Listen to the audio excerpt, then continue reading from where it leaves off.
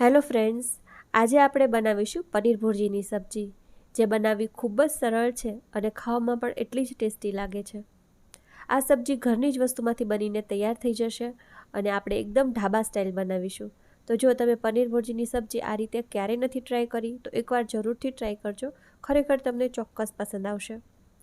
તો સૌથી પહેલાં સબ્જી બનાવવા માટે આપણે એક વાસણમાં 2-3 ચમચી તેલ ગરમ કરીશું. અત્યારે બટર આપણે બિલકુલ નથી ઉમેરવાનું, તેનું કારણ હું આગળ જણાવીશ. હવે તેલમાં આપણે 3 લવિંગ, 3 તીખા, 2 તજના ટુકડા અને તમાલપત્ર ઉમેરી થોડીવાર થવા દેશું. થોડાક આખા મસાલા સંતળાય છે તેલમાં એટલે આપણે એમાં હિંગ ઉમેરી દઈશું અને 2 નંગ જેટલી ડુંગળીને મેં ખમણીને લીધી છે.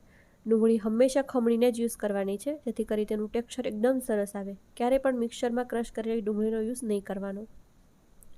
હવે ડુંગળીને બહુ નથી સાતળવાની, જુઓ આ રીતે થોડીક ટ્રાન્સપરન્ટ થાય એટલી જ સાતળીશું.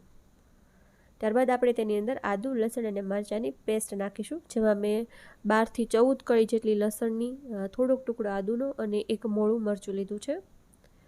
હવે આને પણ આપણે સરસ રીતે સાતળીશું, જ્યાં સુધી એકદમ સરસ લસણની સુગંધ ના આવવા લાગે.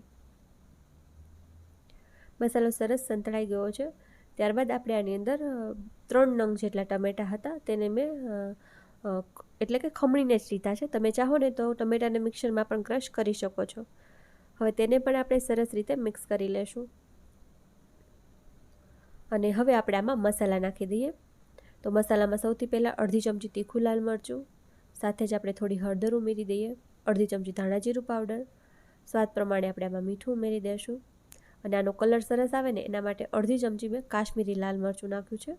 સાથે આપણે ગરમ મસાલો નાખ્યો છે. તમે કોઈ પણ ગરમ મસાલો જે યુઝ કરતા હોય તે નાખી શકો. અને હવે આપણે આમાં બટર ઉમેરવાનું છે. આ સમયે બટર ઉમેરવાથી છે ને આનો ટેસ્ટ ખૂબ સરસ આવશે. જો તમે તેલ સાથે બટર નાખશો ને તો તે બટર દાજી જશે અને તેનો ટેસ્ટ એટલો બધો સારો નહીં આવે. હવે આપણે આને સરસ રીતે મસાલાને મિક્સ કરી લેશું અને થોડીવાર સાંતળીશું. લગભગ 1 મિનિટ સુધી સાંતળ્યા છે અને તમે જો તેલ સરસ છૂટું પડવા લાગ્યું છે. આ ગ્રેવીને છે ને સરસ પકવવાની, જેથી કરી એકદમ સરસ બાઇન્ડિંગ આવે. હવે આપણે આમાં થોડુંક પાણી નાખ્યું છે, અડધા કપ જેટલું, અને તેને મિક્સ કરી લેશું. અને તેની સાથે જ આપણે આની અંદર 1 ચમચી જેટલો ચણાનો લોટ ઉમેરવાનો છે.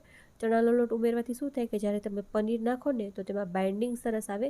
પનીર મસાલાને એમાંથી થોડુંક પાણી જે છૂટે ને તે નહીં છૂટે, એકદમ એક સરસ બાઇન્ડ કરી રાખશે અને તેલને છૂટું પાડી દેશે. તો આ નાખવું ખૂબ જરૂરી છે.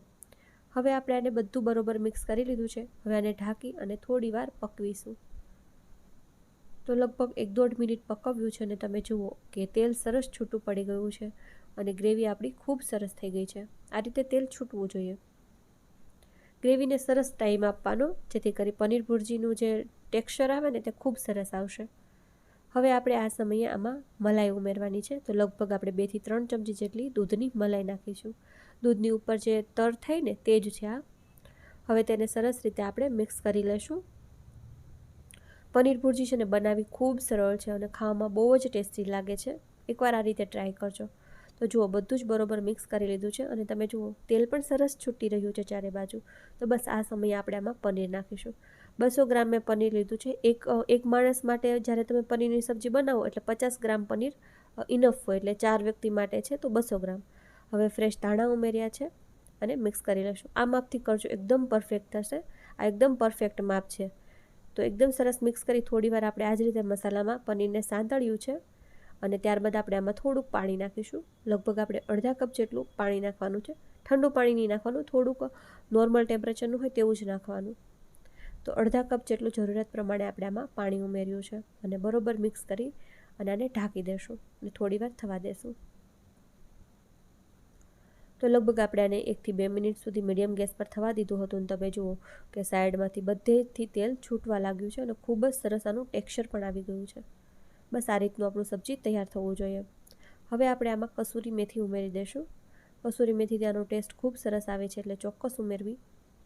કાપેલા ફ્રેશ ધાણા નાખી અને બરોબર મિક્સ કરી લેશું. આ પનીર ભુરજી છે ને એકદમ ઢાબા સ્ટાઇલ તૈયાર થશે. તમે એકવાર ખાશો ને તો ખાતા રહી જશો. તો ગેસને બંધ કરી દેશું અને આને આપણે સર્વ કરી લેશું. તમે જુઓ કેટલું સરસ આનું ટેક્સચર આવ્યું છે.